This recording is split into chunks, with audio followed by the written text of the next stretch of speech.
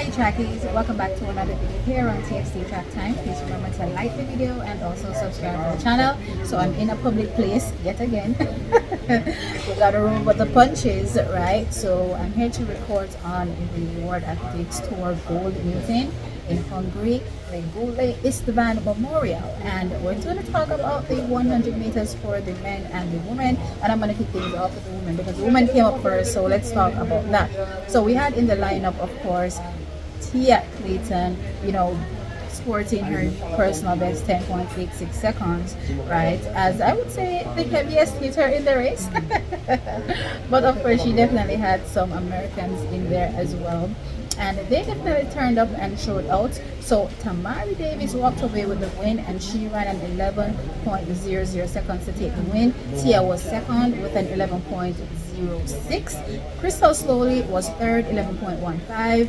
Natasha Morrison was fourth, 11.19, and in eighth place was Tina Clayton with her 11.50 seconds. Now, what I thought about this race, as you all know, previously I had Tia to win, right? However, she didn't win here, but I did also say that I have her running in and around 11 seconds for this race. I knew going in that we wouldn't be seeing anything close to her personal best. We all know that these runs for MVP is pretty much training to head into the Paris Olympic Games, so I wasn't looking for anything super fast. I was hoping though that the time would be good enough for the win. It wasn't good enough for the win here, and she takes second. What I did notice in the race as well was that Tamari got a great start, Tia didn't get a great start, and Tamari pretty much led from start to end. I think the gap pretty much remained the same the whole race, right? It didn't seem as though Tia made any extra effort, to try to, recapture or reclaim the lead that she lost out to for Tamari Davis in the beginning of the race, right? So that was my thought process there. But for me, track is easy does it. An excellent race. This was the time I was expecting, just not the placing, right? So I did have, of course, Tia, as I said, winning. She didn't win, and that's fine. The performance was great for me. Tamari walked away with the win. Great run for her from start from finish, right? And Crystal Slowly, I like the consistency that I'm seeing from Crystal Slowly. Excellent. For Natasha Morrison, finally the times are coming down and staying down.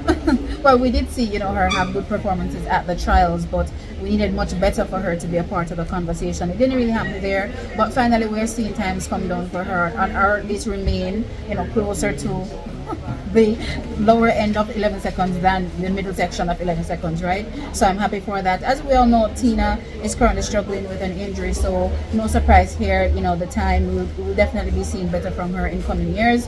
This is just going to be has to be a season that she just rolls at the punches, you know what I mean, and the punches are happening now, which is down for her. But anyway, that's what happened in the women's 100 meters. So now we're gonna jump on over to the men's 100 meters, of course, and we all know all eyes were on Kishane Thompson. Kishane Thompson is the man of the moment, and he definitely lived up to expectations in this race. But he had with him some good competition in my mind. I talked about this yesterday. Let's see, Tobago, Akani Simbine, they were in the race as well as the Jamaican Rohan Watson. So no surprises, Kishane walks away with the win. He ran a 9.91 seconds, another sub 11. I talk about women too much. Another sub 10 clock in, right? What's interesting, track is that I believe all of Kishane's runs except one since he really broke out in 2023 have all gone sub 10. That's so phenomenal. Each time he steps to the track, he is really, really ridiculous. And yeah, another sub 10 clock in, easy does it, 9.91. Let's see the Tobago in second. Glad I'm seeing him really come to the conversation. I was concerned, he lost his mother, didn't know where he was, but now I'm seeing him really enter the conversation, so I'm happy for that. And it bodes even well for his 200 as well, right? And he runs a 9.99 seconds for his second here. Akani Simbine just a smidget behind, 10.01 seconds, and Rohan Watson was in fourth. He ran at 10.15 seconds. So what I thought about this race from a Kishane perspective, he actually didn't get the best start.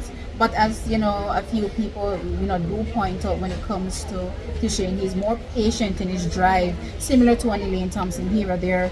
They tend to not get the best start, but they're definitely patient in their drive, and because they're so patient in their drive phase, it pushes them, once they get out of that drive phase, to be ahead of everybody else and just, cruise in pretty much, or, let it all out. If that's going to be the case in a race, depending on the competition. But in this particular situation, it wasn't, the race for, going all out. Clearly, I knew this going in. I didn't really expect anything super fast. What I did say, I was expecting, a high 9.8. I got a low 9.9. That's good enough for me. That seems pretty spot on. It's pretty spot on in terms of my expectations from Kishane Thompson. Absolutely great running from him, and I can't wait to see again what happens when we get to Paris, right? Now, who got the best start in this race was actually, let's see, Bogo. I was impressed by his start, given he's an athlete that's his weak area. If you go back and watch his races in previous years, was his start, right? He's always had a weak start, and his start looks like it's coming together, because if you can beat a Kishane out of the blocks, right? And Kishane has been working on his start and has been getting so much better, and we've seen results of him, his start being much better this season. And if you're beating him out of the blocks, mind you, I don't think Kishane was going all out, but still, with that being said, it was an excellent start for Alexei Boga, and he, clocks a season's best 9.99 seconds, and again, reignites the flame that we were seeing earlier on in the season from Letsile, when he was breaking the 300-meter world record, setting 400-meter personal best, where we were like, okay, he's one of the only athletes aside from Noah Lyles that had double medals last season in the 100 meters and the 200 meters, so he's definitely a threat there, right? But we all know what happened, midway, his season. He lost his mother, wasn't really sure, what would happen, but I'm glad seeing this 9.999 seconds, because it means that by Paris he should be in great shape to be in and around his 100-meter personal best, and also bodes well for his 200 meters in and around that personal best as well. And remember, his personal best for the 200 is 19.50, and a lot of the world is looking for somebody to challenge Noah Lyles and defeat him.